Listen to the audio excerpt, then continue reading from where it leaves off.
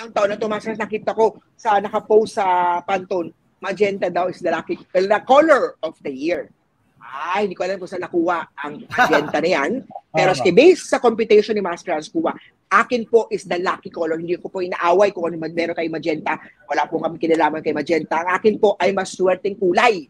Ang maswerteng kulay ngayong taon na ito is blue, asul.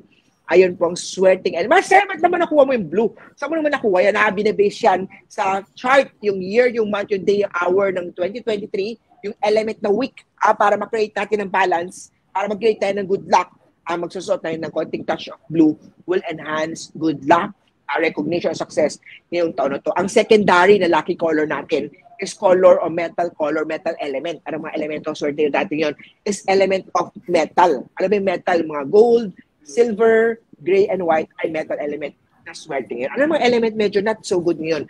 Ang mga fire, ang mga apoy na negosyo ngayon, apoy na elemento po, apoy hindi yung negosyo, apoy na elemento ngayon ay medyo risky o medyo hindi maswerte na color this year. Ano naman masurance ang mga swerteng numero?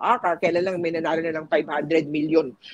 Tumaya tayo ng loto para malay mo manalo kayo at huwag niyong kalimutan na bigyan ng tip ng balato si Abante, si Jigo at saka si Ray. Siyempre si Master Hans siyempre, ang posibleng number pa rin yun is number 8 pa rin. Number 6 ay masuswerteng number sa numerology ng Year of the Water natin.